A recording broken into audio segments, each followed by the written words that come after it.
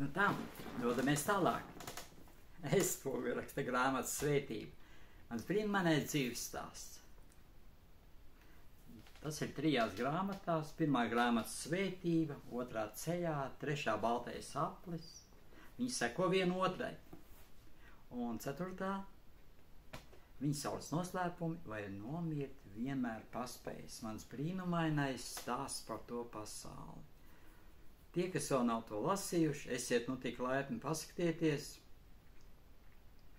jo es biju virs šīs planētas. Tas nav izdomāts, tā tiešām ir 3 stundu atrašanās tajā pasaulē un man atļāva atgriezties. Bet man jau viņi ir ierakstīti video stāstos. Un tas, kas nu vēl grib arī dabūt audio, tad ziniet, ka man ir arī mans telefons. Plus 371 29 154 049. Piezvaniet vai ierunājiet audio, atsūtiet savu e-pastu un jūs saņemsiet pilnu grāmatiņu. Tāpat arī pārējās grāmatiņas jums ir iespējams iegūt, bet šeit ir video ieraksti. Tātad mēs ķeramies klāt pie nākamā stāsta, 5. stāsts. Plostošana. Toreiz man tā varēja būt kāds 7 gadi, un man bija labs, foršs draugs bija Lejas Lodēs.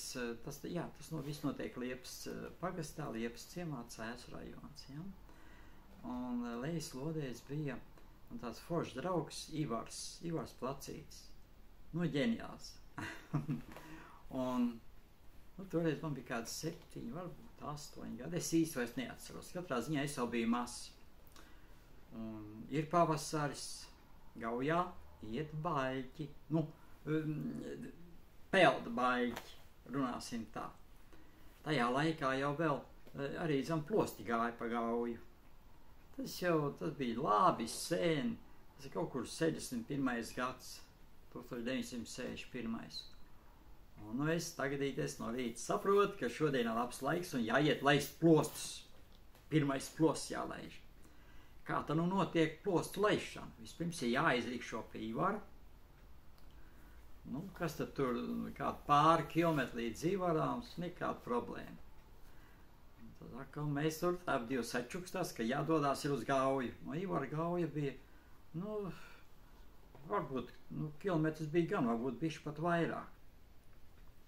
Protams, uz Reņu pārceltu. Bet tur tā kā tas Reinīts jau mūs zināja, tad mēs pagājām bišķiņ lejāks par to upi. Un kā tā notiek tā plostu laišana? Plostu laišana ir ļoti vienkārša. Pa upi peld baļķi, no augšas uz leju. No Valmieras puses uz garām Lodei, garām Liepai, tas ir, teiksim, un lejā uz Cēsu pusi un tālāk uz leju. Plostu laišana ir ārkārtīgi lepna. Jāizmakšķerē 2, bet to jūs nedrīkstat darīt neviens. To es stāstu tikai par sevi. Mēs jau tad nemācījām neviens ne otrs peldēt tajā laikā. Tagadīties noķērām 2 priedes koka baļķus. Kāpēc priede peld? Tad jau es to zināju. Egli ir smaga un grimst iekšā. Un uz bērzi grūti nosēdēt. Viņš ir slidens. Bet eglis koka baļķis. Noķer 2 gabalus, un tad piedabū pie tā krasta klāt, un tad ir jādabū airi. Un kas tad ir airi? Airi kaut kāds šķēpels. Šķēpels, tāds kaut kāds atlūzis. Ivars nosēž priekšā, es aizmugurē, kājas šitā sakrustu apakšā zem baļķiem. Un laiž Gaujā iekšā. Prātīgi nāc mājās no šodienas viedokļa. Īpaši tad, kad Gauja bija liela, tagad jau nav tik liela Gauja, kā bija toreiz, tajos laikos. Pavasarī, tad, kad ir kārtīgi plūdi, tad ir. Bet tad bija tāda kārtīga. Ja? Un es tik kuģoju iekšā tai Gaujā, jālaiž plosts. Un tad, kad mēs esam virs atvariem, Gaujas vidū, tā tik tu saprot, ka pat ir zieps, jo mums gāži, kā saka, ne gāži, bet, teiksim, nāk virsū lielie, cakal citi baļķi, un kur tad tev kājas mazas, saproties, ir apķēruši, vienā brīdī tev ir jāiziet pa burbuli. Un es tik paskatos, dzirdu kliedzienus, pavarots un paskatos atpakaļ, ja tur, zinu, lodstāndi. Tā bija mammas vidējā māsa, arī, viņa sauc par Elstāndi, ja mēs viņu saucām par lodstāndi. Un tā Āna met rokas pa gaisu un kliedz pilnā balsī. Nu, ko tad tu vairs atpakaļ tiks? Jo tā bija redzējis, ka mēs ar Ivaru sačukstās un aizskrien uz Gaujas pusi. Tā bija nesusies pakaļ, bet mēs jau bišķi fiksāki. Nu, tad tagadīties, bailes trakas.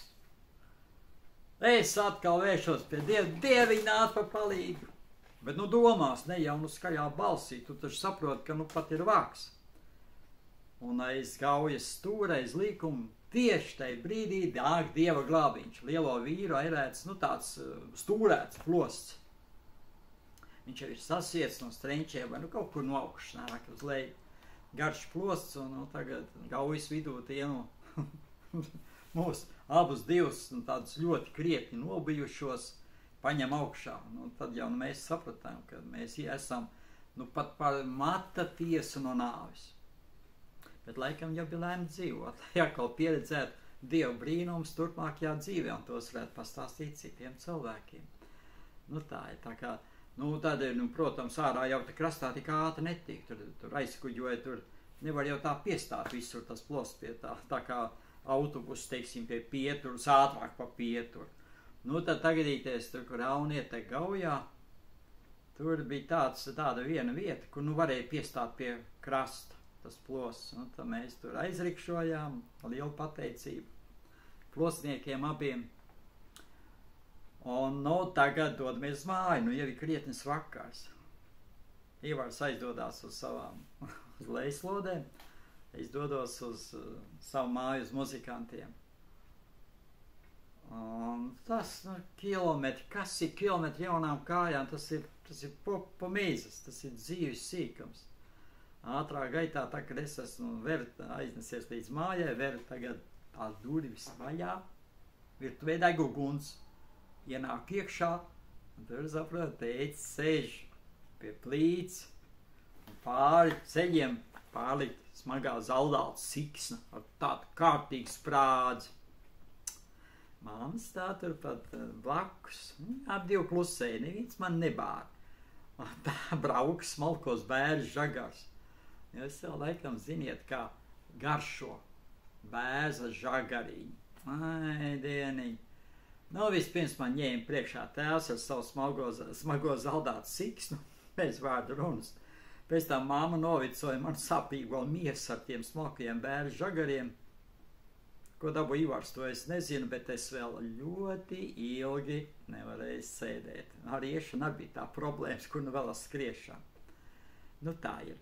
Tāds man viena interesanta atmiņa. Saprot, jānovicoja, tagad jau ir tāda likuma, ka tu nedrīkst bērnu vicot, tev uzreiz ir bērnu tiesība aizstāv klāt. Bet tajos laikos smalkais bērza dakteris bija traki ģeldīgs. Tā siksna gan tāds spēcīga bija, tā atstāja savus nospiedumus man vēl ilgu laiku. Tas zaldāts siksni joki maz. Bet ar siksnu ne jau ar to mīksto galu, bet ar to sprādzi, tad rit vai kociņ. Kas to ir dabūjis, tas zina, ko tas nozīmē. Redz tā. Atkal Dieva brīnums. Skaties, no kuras puses tu gribi. Protams, ar lielu pateicību mīļajam debes tēvam par izglābšanu. Dodamies tālāk. Man te bišķiņ sajukties stāsti. Šitam stāstam vajadzēja būt macis vietā, tas ir 4. stāstam, un 5. vajadzēja būt, 5. vajadzēja būt 4. vietā un 4. 5. vietā. Tas ir dzīves sīkums. Tie, kas klausīsies, tie vienkārši iepriecinās sevi ar stāstiem pēc kārtas. Tā. Nākamais stāsts būs citādāks. Labi? Pagaidām tā. Uz labām sajūtām. Uz foršākajām, brīnišķīgajām sajūtām, atceroties bērnu dienas, pasmejoties un baudot labas sajūtas. Tā.